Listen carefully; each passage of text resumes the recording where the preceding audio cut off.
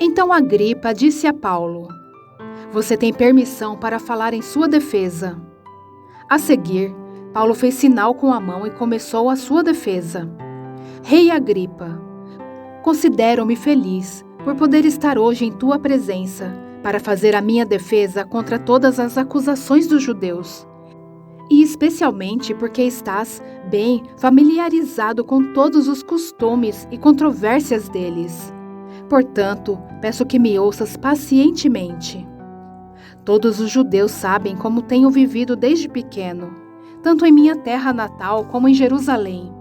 Eles me conhecem há muito tempo e podem testemunhar, se quiserem, que eu, como fariseu, vivi de acordo com a seita mais severa da nossa religião. Agora estou sendo julgado por causa da minha esperança no que Deus prometeu aos nossos antepassados. Esta é a promessa que as nossas 12 tribos esperaram que se cumpra, cultuando a Deus com fervor dia e noite. É por causa dessa esperança, ó Rei, que estou sendo acusado pelos judeus. Porque os senhores acham impossível que Deus ressuscite os mortos. Eu também estava convencido de que deveria fazer todo o possível para me opor ao nome de Jesus, o Nazareno. E foi exatamente isso que fiz em Jerusalém. Com autorização dos chefes dos sacerdotes, lancei muitos santos na prisão. E quando eles eram condenados à morte, eu dava o meu voto contra eles. Muitas vezes ia de uma sinagoga para outra, a fim de castigá-los, e tentava forçá-los a blasfemar. Em minha fúria contra eles, cheguei a ir a cidades estrangeiras para persegui-los. Numa dessas viagens, eu estava indo para Damasco, com autorização e permissão dos chefes dos sacerdotes. Por volta do meio-dia, ó Rei, estando eu a caminho, vi uma luz do céu, mais resplandecente que o sol, brilhando ao meu redor e ao redor dos que iam comigo. Todos caímos por terra. Então ouvi uma voz que me dizia em aramaico: "Saulo, Saulo, por que você está me perseguindo? Resistir ao aguilhão só lhe trará dor." Então perguntei: "Quem és tu, Senhor?" Respondeu o Senhor: "Sou Jesus, a quem você está perseguindo. Agora levante-se, fique em pé. Eu lhe apareci para constituí-lo servo e testemunha do que você viu a meu respeito e do que lhe mostrarei.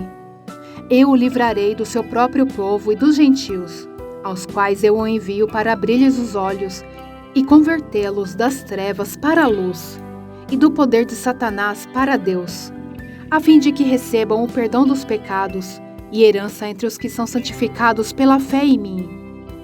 Assim, Rei Agripa, não fui desobediente à visão celestial. Preguei em primeiro lugar aos que estavam em Damasco, depois aos que estavam em Jerusalém e em toda a Judéia e também aos gentios, dizendo que se arrependessem e se voltassem para Deus, praticando obras que mostrassem o seu arrependimento. Por isso os judeus me prenderam no pátio do templo e tentaram matar-me. Mas tenho contado com a ajuda de Deus até o dia de hoje.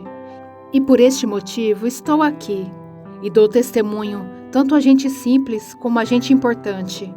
Não estou dizendo nada além do que os profetas e Moisés disseram que haveria de acontecer, que o Cristo haveria de sofrer, e, sendo o primeiro a ressuscitar dentre os mortos, proclamaria luz para o seu próprio povo e para os gentios.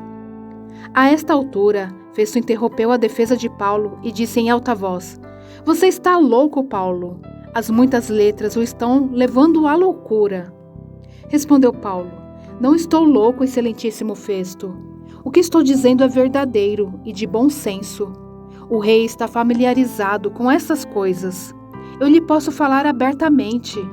Estou certo de que nada disso escapou do seu conhecimento, pois nada se passou num lugar qualquer. Rei Agripa, crês nos profetas? Eu sei que sim." Então Agripa disse a Paulo: "Você acha que em tão pouco tempo pode convencer-me a tornar-me cristão?"